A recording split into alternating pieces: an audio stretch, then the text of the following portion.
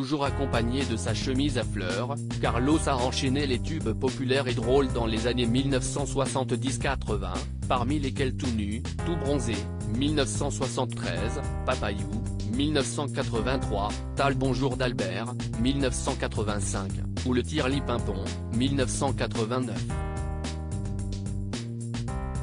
Mais le 17 janvier 2008, soit il y a 15 ans jour pour jour, sa sœur Catherine Dolto-Tolić annonçait son décès au journal Le Monde, alors qu'il n'avait que 64 ans.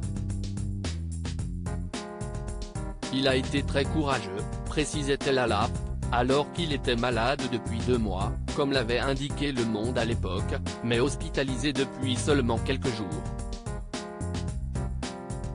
Une mort causée par un cancer du foie, qu'elle avait qualifié de foudroyant.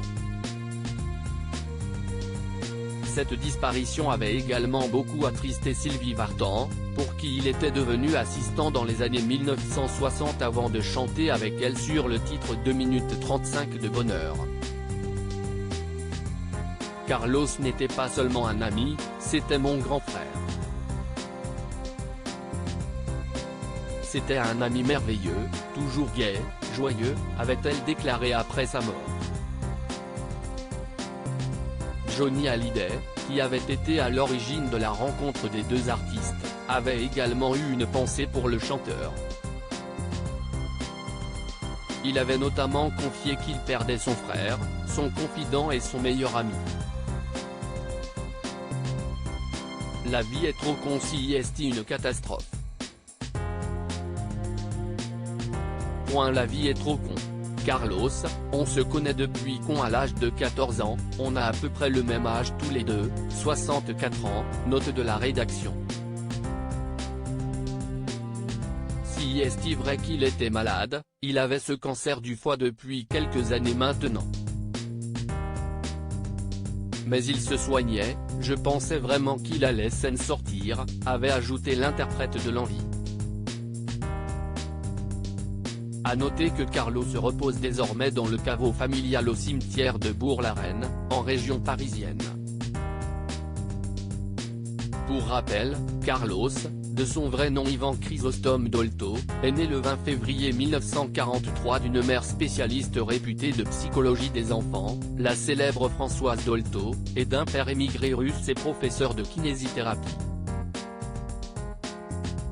Après avoir passé une enfance heureuse à Paris, il avait été rebaptisé Carlos par ses amis en 1958, en hommage au percussionniste Carlos Patato Valdés. Diplômé au départ de l'école de kinésithérapie fondée par son père, il avait finalement décidé de se lancer dans showbiz en 1962, remplaçant notamment Lucien Maurice à Europe 1. Après ses rencontres avec Johnny Hallyday et Sylvie Vartan, il avait obtenu son tout premier disque d'or avec Il y a des Indiens partout. C'est notamment à cette époque que Carlos avait commencé à se démarquer pour son style, et notamment ses chemises colorées. En 1973, il avait enregistré le premier album concept français, Une journée de Monsieur Chose, avec des invités de prestige comme Joe Dassin, Alice Donna et Joël du groupe Il était une fois. Il avait également triomphé en 1975 avec C'est Norm Météo, puis en 1977 avec le Big Bisou. L'année suivante, il avait interprété Rosalie, déguisée en doudou. A noter qu'en ce qui concerne sa vie privée, Carlos avait adopté avec sa femme Mimi un petit garçon originaire d'Asie prénommé Fan Ming.